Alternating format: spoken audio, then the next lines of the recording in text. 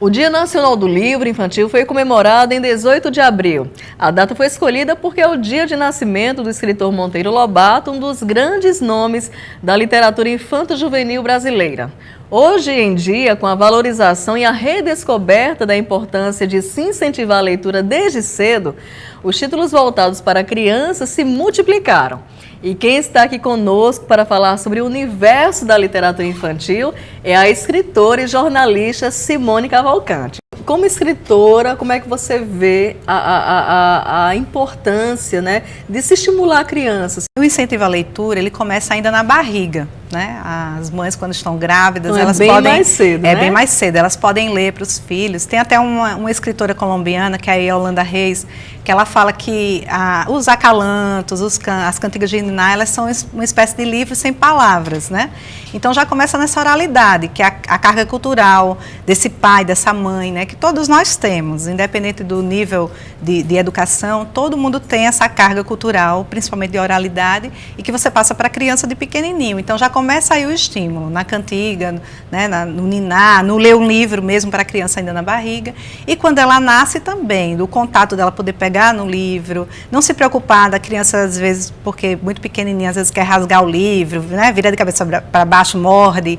Não se preocupar com isso. O importante é interagir, né? Porque o tato faz parte da construção, né? Leitura. Se você não permite que a criança tenha esse contato e cria um afastamento, né? Às vezes de só você ler para ela e ela não ter esse toque, ela não vai desenvolver, porque aí a leitura é uma sinestesia, né? Envolve vários sentidos, né? Então a criança tem que pegar no livro. Nesse sentido, a contação de histórias é importantíssima, né, Simone? Isso, a oralidade, né? É muito importante. Agora, é preciso também lembrar que só a contação de história ela é insuficiente, né? Você pode contar para despertar, principalmente nas criancinhas que ainda não têm aquisição leitora, né? Elas não têm ainda um letramento de entender as palavras. Aí você conta, mas sabendo que ela precisa tocar no livro, ela precisa ler as imagens, porque as crianças pequenininhas, por isso que se trabalha muito com livros sem texto, livro de imagens, né? Ou então livros com pouco texto e letras maiores, né? Porque aí a criança está lendo, aquilo é um processo de leitura também, a ilustração, o contato, você ficar perguntando o que é que você está vendo, né? Que cor é essa? Estimulando, né? Que ela vá aguçando a percepção daquela ilustração e tudo. Aquilo é leitura também. Às vezes as pessoas não têm noção e os educadores têm dificuldade às vezes de lidar com o livro de imagem, por isso, né? Porque sente a necessidade do texto, mas a ilustração também ela contém o textual, se você puder trazer, né, essa narrativa da ilustração. Ou seja, quanto menor a criança, mais lúdico tem que ser esse livro, né? Mais colorido, enfim, tem que trabalhar, o escritor tem que pensar muito nesse visual também, como você fez em alguns dos seus livros, né, Simone? Isso. Você pensou muito nessa questão visual, né? Além do texto, da história, que é importante também, né? É importante ter ilustrações coloridas. Eu penso assim que há um tempo atrás eu não tinha muito essa noção, mas o livro para colorir ele não é legal. O importante é que o autor lhe ofereça e o ilustrador ele já ofereça uma proposição para a criança, né? Pode ser um livro que seja preto e branco, mas não um livro para colorir, entendeu? Então um livro infantil ele tem que ser um livro já com uma proposta visual, de uma narrativa textual, entendeu? Que a criança, a partir dela, ela possa explorar os significados, o que é que ela entendeu, de repente ela pode expressar aquilo num desenho, ela pode expressar aquilo numa conversa, na sala de aula, numa roda de leitura.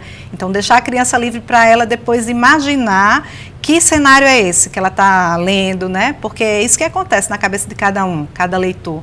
Você lê um livro, mesmo que tenha uma proposta ali visual, de cores, né? Paleta de cores e tudo, mas cada leitor vai processar em cores diferentes um do outro, né? Então, qualquer mediador de leitura permitir essa liberdade, né? Para a criança e para o adolescente, deles poderem expressar o que é que eles estão vendo, né? E criticar também o que é que eles estão compreendendo daquela leitura, né?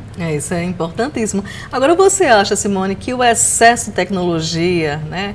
As crianças hoje em dia têm muito acesso ao tablet, né? Muitas já têm celular, inclusive, né? As maiores, né? Muitos pais já dão celular, né? A criança entrou na escola, o pai já dá o celular.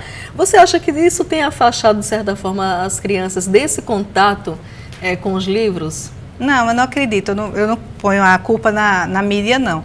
Acho que todos os suportes, eles são bem-vindos. Inclusive, até para a própria literatura, a tecnologia ela é favorável, né? Porque quando você tem um e-book cheio de efeitos sonoros, que a criança pode manusear, né? E interagir com aquela tecnologia, isso está sendo favorável para a literatura. Eu não acredito que o problema está aí. Eu vejo, assim, que o problema reúne vários atores, né?